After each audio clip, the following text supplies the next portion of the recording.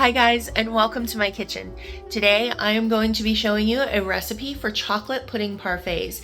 Now this is a recipe that I have been doing for a long time. I love just the combination of pudding and cookie together and then add some whipped cream on top of that. Like, you can't beat that. It is so simple, but it is so yummy. So I'm going to show you how to make the chocolate pudding, how to make the cookie crumble. I did not use a fresh whipped cream in this recipe. Normally I would have, but for this particular instance, I did take a shortcut. It's okay. If you need to take a shortcut, you absolutely can, but know that you absolutely can just make your own whipped cream for this as well, and it will be phenomenal. So let's get started.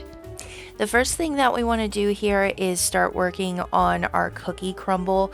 So I'm going to put 1.5 cups of flour just into my food processor. It's just going to be the easiest way to get all of this mixed up together. And then after the flour, I am going to add in 1/2 cup of brown sugar. And then we're going to add in 1/4 cup of just regular granulated sugar here. And then I'm just going to add in about 1/2 cup of walnuts. If you are allergic to nuts, just leave the nuts out. The recipe will still work just fine, but it is really good with the nuts in there. So just blended that up a little bit in my food processor. Basically, I just want to make sure that those nuts got chopped up fairly well and everything is combined. And then I am going to add in 1/2 cup or 1 stick of butter. I'm just going to go ahead and cut that into little pats, and then we're just going to run this in the food processor again.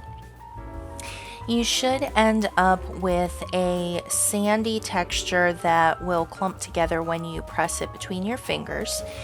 And so we're just going to take this and dump it into a casserole dish. Really, any size is fine. You don't need a specific size since this is just getting crumbled up, but you just want to make sure that you have your dish greased or put some parchment paper in there. And then I'm just going to press this down to make like kind of a cohesive sort of crust cookie thing. And we're going to put this into a 350-degree oven. It's going to take probably about 35 minutes to bake through. And when you are done, it should look like this, slightly browned. And we're just going to set that aside to cool. Now for my favorite part, the pudding component. We are going to start off with 1.5 cups of sugar, and we're just going to put that straight into a pot on the stove, although we do not have any heat in that pot yet. And then we're going to add in 1/2 cup of cornstarch.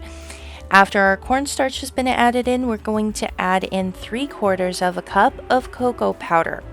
And once we've got all of those dry ingredients in our pot, I am just going to take a whisk and whisk everything together.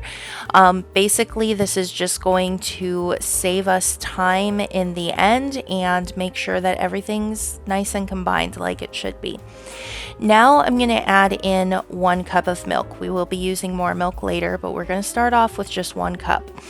And we're going to just pour that in, and I'm going to whisk that into all of those dry ingredients that we just mixed up.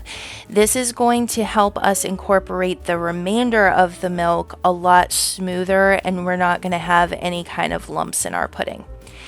Now that I've got that mixed in, I'm going to turn on the heat to about a medium heat, and then I'm going to add in the rest of my milk, which is going to be 4 cups of milk. And I did just add that in batches just to make it easier to combine.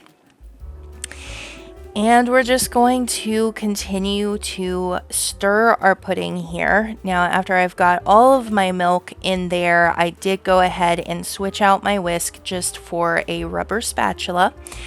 And with puddings, you really want to stay right by them and keep stirring them. For the first couple of minutes, it's going to seem like nothing is happening, but you just want to keep stirring, keep stirring. Don't turn up the heat or anything like that. Just keep with the process. After a little bit, you're going to start to see it kind of start to thicken up, and then almost immediately it's going to go from just starting to thicken up to turning into like a bubbly boiling pudding, and it's going to be more of a pudding consistency. Once it gets to that point where you're starting to see that it's very thick, it's becoming what you would think of as a pudding, we want to turn off the heat right away and then add in 4 tablespoons of butter.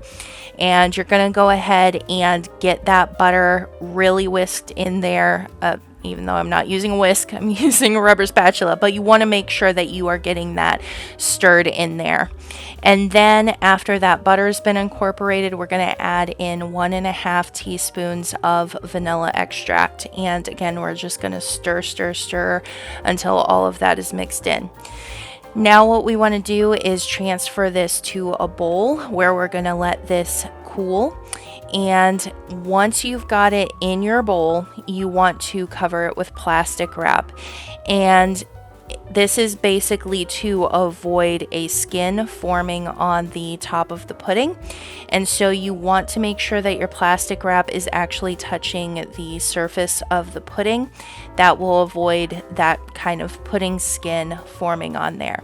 So you want to just let it come up to room temperature, and then you want to put it in the fridge and chill it for 2 to 3 hours until it's cool throughout. And then we can start assembling. So for assembly, you want to just have your cookies crumbled up here. You can do that in the food processor or by hand like I did. And I'm going to show you 2 different ways that I assembled these. So I did one where I put the cookie crumbles at the base of my jar and then put the pudding on top of that. So it's basically like a chocolate pudding in a cup kind of. And this one worked really well. This probably worked better than the second way that I'm going to show you. And then after I had my pudding in there, I just topped it off with some cocoa whip, which is basically like a ready whip, but it is made out of coconut. It's really, really phenomenal, really tasty if you need a good dairy-free alternative, which I don't know why you would with pudding. But anyway, so the second way that I did this was to put pudding at the base of my jar and then put a middle layer of the cookie crumbles and then put more pudding and then whipped cream on top of that.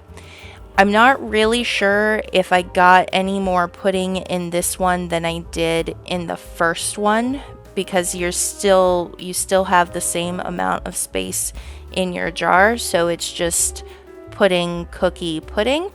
But you can do it however you want. There's no right or wrong way. The ingredients are just delicious together no matter how you put them in the jar. And then I just capped these off with the lid, and I was able to keep these in the fridge for about a week. So this is a great make ahead dessert.